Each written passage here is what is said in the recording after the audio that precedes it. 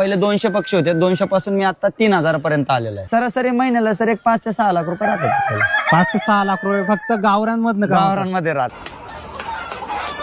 माझं नाव प्रशांत प्रकाश धस, पाथर्डी, जिल्हा अहिल्यानगर. हा मुक्त संचारमध्येच केलेलं आहे. हो, मुक्त संचार. आपण फक्त प्युअर गावरांमध्येच काम करतो. माझा पुण्याला फिटनेस क्लब होता, तो फिटनेस क्लब काही कारणास्तव बंद करावा लागला. गावरांना मार्केटमध्ये खूप डिमांड असल्यामुळे मी गावरांमध्ये उतरलो. पहिले 200 पक्षी होते, 200 पासून मी आता 3000 पर्यंत आलेलो आहे. मुक्त संचारमध्ये पक्षी आपला पूर्ण मुक्त संचार असल्यामुळे काय होतं की पक्ष्यांना प्रॉपर किडा मुंगी खायला भेटतो बाहेरचं.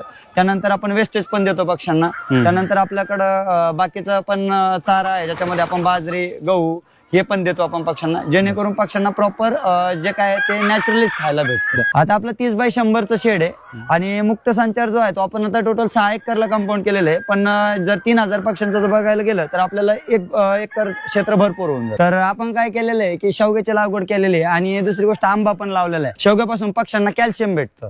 तर त्यामुळे आपण असा हा जो काही पाला आहे तर हा पाला तोडून आपण पक्ष्यांना टाकला जातो. जेव्हा आपला एका दिवसाचा पक्षी आपल्या फार्मवरती येतो तर तो एक सरासरी महिना ते 1.25 महिना आपण शेड मध्येच ठेवतो आणि त्याचं जे खाद्याचं जे नियोजन असतं, ज्याच्यामध्ये आपण मकाचा भरडा देतो त्यांना, त्यानंतर पोल्ट्रीचं जे काही फीड असतं ते देतो, जेणेकरून पक्ष्यांची जेवढं काही एनर्जी पाहिजे असते पक्ष्यांना खाद्यामधून जे काही भेटायला पाहिजे ते आपण त्या याच्यामध्ये पूर्तता करतो. मुक्त संचारमध्ये काय वाटतं का किती टक्के तुमचा खाद्याचा खर्च कमी झालेला आहे? आपला 50% पर्यंत खाद्याचा खर्च कमी होतो. मुक्त संचारमध्ये पक्षी सोडून दिला आपल्याला काही अडी अडचणी जास्त काही येत नाही. पण जेव्हा आपण मोठ्या प्रमाणात करायला जातो ना तर त्यावेळेस याच्यामध्ये खूप प्रकारचे वेगवेगळे आजार येतात. त्याच्यासाठी काय करावं लागतं की आपल्याला त्याचं लसीकरण टाइम टू टाइम खूप करणं गरजेचं असतं. नगावर बघायला गेलं तर नर आपला 1000-1200 रुपयापर्यंत पण नर जातो आणि मादी बघायला गेलं तर 400-500 रुपये, खेडेगावात पण 400-500 रुपये दर आहे. 3000 पक्षापासून 30% रेशो असतो गावरांचा मिनिमम. तर आपल्याला एक 900 ते 1000 पर्यंत अंडे भेटतात आणि त्याच्यापासून आपण पिल्ल काढतो आणि संपूर्ण पिल्लांची विक्री करतो. पिल्लांचीच विक्री करतो. सरासरी 3000 पक्ष्यांना आपल्याला एक 5 ते 6000 पर्यंत खर्च येतो